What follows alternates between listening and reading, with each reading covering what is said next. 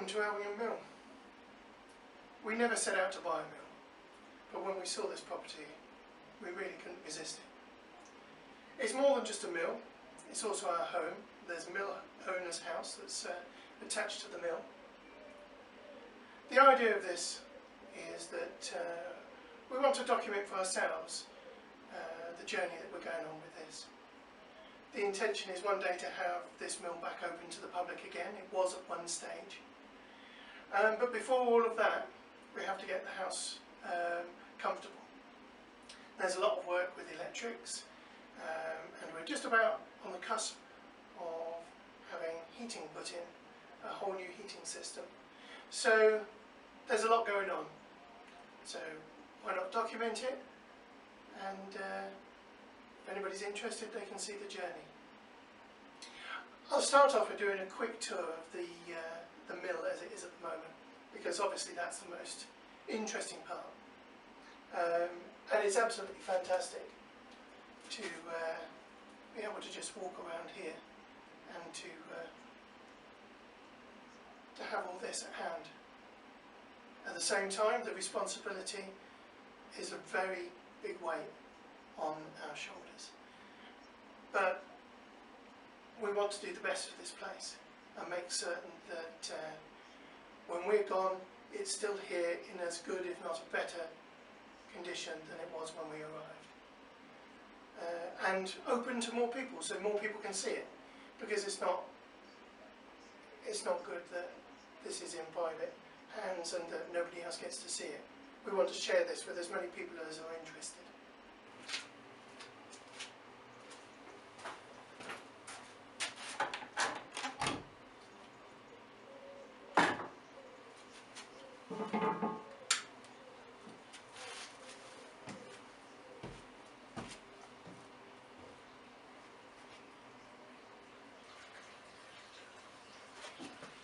As you can see, it's very easy to hit your head in here, but this is the powerhouse.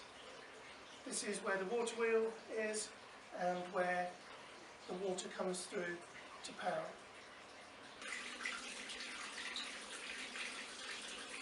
So here's the water wheel. Going at full power, it only does about 10 RPMs, but that is more than enough to turn a shaft that goes through the whole 3 floors of the mill and do an awful lot of work in the meantime. It's very, very powerful. At the moment we've got a bit of a problem with the water supply to this mill. A new weir has been built, but not enough water is being dammed up behind it at the moment.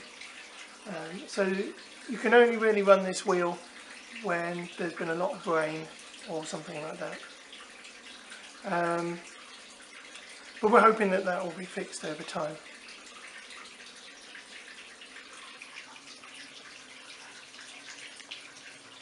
The previous owners completely renovated it in the 1970s, and even the boards that make up the bottom of the watermill were changed in the 1980s. So you can see it's in a very good state of repair. Some changes were made as well. Proper shell bearings were added in. So there's been lots and lots of stuff done to it. It's a very cool place. When the water wheel's turning, the large gear on the left rotates the central column, and that column runs all through the 3 floors of the building, providing a motive power to various systems. There's lots of stuff here that are no longer in use, and I'm still digging through the history, but there's a lot to learn.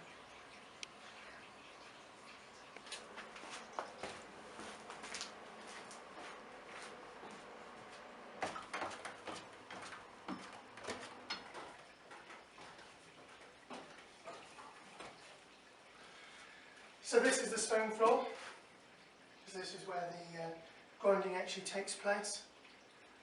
Originally this building only had the ground floor on this floor. Later on the 3rd floor was added in as well.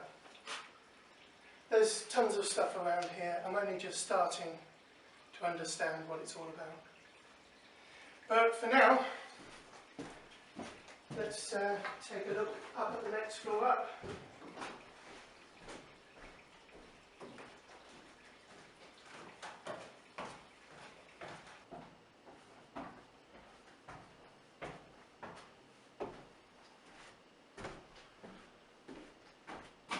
And this is where the central shaft stops. This pressure pad here works a sack hoist. Beautiful piece of very simple engineering. It's amazing what they could do back in them days with very few options. I'm in awe of it, to be honest. So there's still tons to do.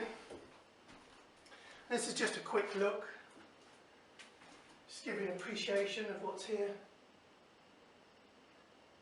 I'll have it running. I have run it once since we bought it. We've been moved in around about 3 months now, and we've been doing things like getting the electric sorted, trying to get things like guttering sorted, and obviously the heating's next. So I'm not going to do too much with this place probably this first year. Keep an eye on it, make certain it's okay. I want to do complete woodworm treatment on it next year. You can see there's woodworm in some of these bits and pieces. Most of it is not active. I've seen some that is active, so I'll need to get on top of that as soon as we possibly can. But at the moment it's about making the house nice and warm for the winter, get everything dried out as much as possible. The house has been left empty for 3 years, so yeah, any house that's empty for that amount of time will deteriorate, and that one is no exception. It's not really bad, but there's plenty to do. Plenty to do. So this is the mill. Yeah, if you're interested in what we're doing with this place and with the house, follow along. Thanks for watching.